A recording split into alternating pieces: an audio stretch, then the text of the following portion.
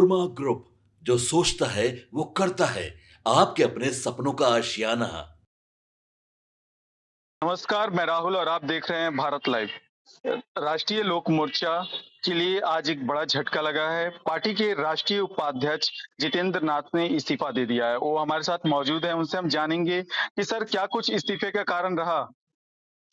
देखिए, इस्तीफा का जो कारण है पिछले 2 महीने से, जी, विधानसभा चुनाव शुरू होने के पहले से जी, पार्टी के अंदर ऐसा लगा कि जैसे जो आधार था हमारा काम का, जी, कार्यकर्ता और दूसरे लोग, जी, उसकी अनदेखी हो गई और जिस तरह से सीटें ली गई, कोशिश की गई, वो सब बड़े हिस्सा जो कार्यकर्ता का है उसके अंदर निराशा हुई। जी, मैं भी शामिल हूँ उसमें। जी। सर आप पार्टी से 9 साल तक जुड़े रहे हैं और इस बार के बिहार विधानसभा चुनाव में राष्ट्रीय लोक मोर्चा ने बहुत ही बेहतर प्रदर्शन किया। 6 में से 4 सीटों पर जीत हासिल की और चुनाव जीतने के बाद आपका तुरंत इस तरह का इस्तीफा देना क्या कुछ बड़ा कारण रहा? नहीं, बड़ा कारण वही मैं कह रहा हूँ जी, कि बहुत अच्छा नतीजा आया राष्ट्रीय लोक मोर्चा का, जी, तो इसको अलग से देखने से फिर ठीक नहीं होगा जी, समझ। जी, एनडीए का बहुत अच्छा परफॉर्मेंस रहा, उसमें जी, राष्ट्रीय लोक मोर्चा भी है। जी, बिल्कुल। स्वतंत्र राष्ट्रीय लोक मोर्चा का परफॉर्मेंस हम नहीं समझते हैं। एक जी, जी, जब बहु और पूरी पार्टी तन्मयता से, मैं समेत, जी, राष्ट्रीय लोक मोर्चा और एनडीए को मजबूत करने के लिए बरसों से लगातार प्रयत्न कर रहे हैं, सभी लोग जानते हैं। जी, लेकिन जब चुनाव का वक्त आया, जी, तो जो जमीन पर रोज लड़ने वाले लोग थे, करने वाले लोग थे, उनकी उपेक्षा हो गई। जी, अब उसमें बहुत विस्तार में जाके हम कोई कड़वाहट नहीं पैदा करना चाहते बिल्कुल। हैं। उससे थोड़ी निराशा हुई। जी, बाद के दिनों में पार्टी के अंदर लगा जैसे कि मेरे जैसा आदमी जी, अप्रासंगिक हो गया है जी, नेतृत्व के लिए, हाँ, और किसी बात में राय सलाह या विचार विमर्श में शामिल करने की जरूरत नहीं समझी गई। जी, और लगातार जो राजनीतिक और सांगठनिक निर्णय हो रहे हैं, जी, इससे मैं असहज हुआ और अपने को जोड़ नहीं पा रहे हैं उस फैसले से। जी, अब एक-एक फैसले की मीमांसा करने की जरूरत नहीं, जब मैंने छोड़ दिया, जी, तो अब हम वो चिंता से विमुक्त होना चाहते हैं कि अब राष्ट्रीय लोक मोर्चा क्या कर रही है, क्या करेगी, उसका क्या होगा।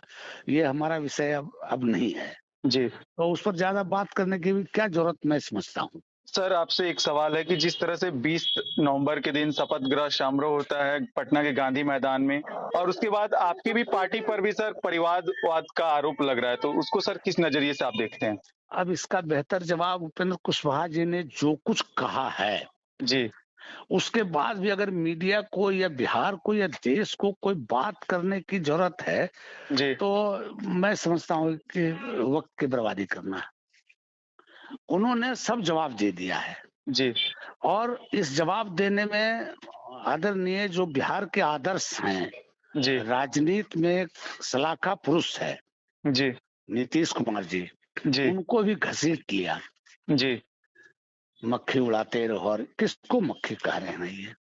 आप जी, समझ लीजिए ना, कार्यकर्ताओं को, जी, किसको कह रहे हैं? पार्टी के नेताओं को, बाहर के नेताओं को, किस प्रसंग में? नीतीश जी ने कहा, नहीं कहा, मैं नहीं जानता हूँ। जी, दोनों के बीच में क्या बात हुई?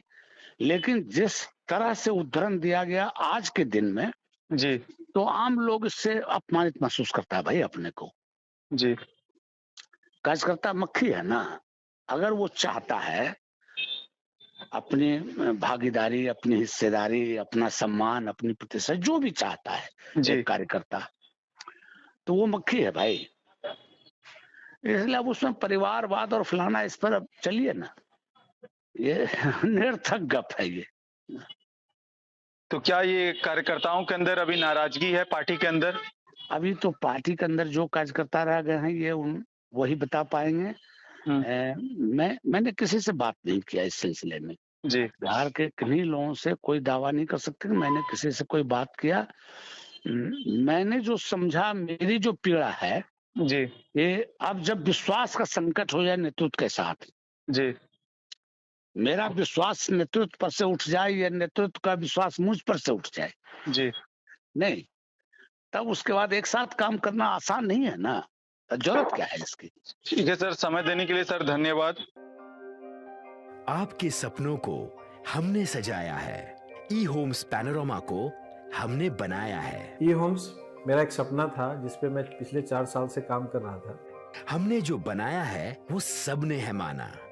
ई होम्स पैनोरामा में हो आपका भी आशियाना।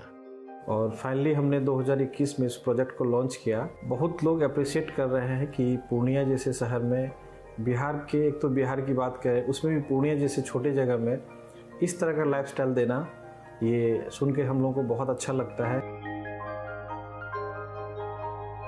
ई होम्स में हमने कुछ और भी किया है, जैसे हम जिस जगह में रह रहे हैं हमारे फैमिली सिक्योर हो, उनको सिक्योरिटी का ध्यान में रखा है। आपकी सुविधा और सुरक्षा आपके लिए खास है, ये आपका विश्वास है। इसमें आर्टिफिशियल इंटेलिजेंस का 7 लेयर सिक्योरिटी का हमने इस्तेमाल किया है। लस ग्रीन कैंपस को बनाया है, यदि हमारा बाउंड्री वाल है तो वो वर्टिकल गार्डन है। ये जितनी भी फैसिलिटी होता है एक इंटरनेशनल टाउनशिप में ई होम्स है, ये हम लोग विश्वास नहीं कर पा रहे हैं। जो भी हमारे मित्र दोस्त या जो भी हमारे बाहर के बाहर आते हैं तो हम लोगों को बहुत अच्छा सुनने को मिलता है और बहुत अच्छा क्रेडिट मिल रहा है। वो सारा हमने सिर्फ एक बिल्डिंग नहीं बनाया, हमें एक बहुत अच्छा लाइफस्टाइल दिया ई होम्स में, और मेरा एक सपना था जिसको मैं आज फुलफिल होते हुए देख पा रहा हूँ। ये आपका आवास है। ई होम्स पैनोरामा में अब आपका निवास है। E Homes Panorama, luxurious lifestyle redefined. Panorama group, जो सोचता है वो करता है। अगर ये वीडियो पसंद आई और वह बिहार के राजनीति और बिहारियत से सरोकार रखेनी तो सब्सक्राइब बटन दबा के चैनल के सब्सक्राइब कर ली। ओजे एगो घंटी बा, ओकरा बटन दबा देला से कुल सटीक और मारक खबर रुआ मुफ्त में मिल जाई। अगर रुआ पत्रकारिता के हमनी के नया प्रयोग में सहयोग कर चाहतानी तो ज्वाइन बटन दबा दी। पेटीएम नंबर नोट कर ली 9386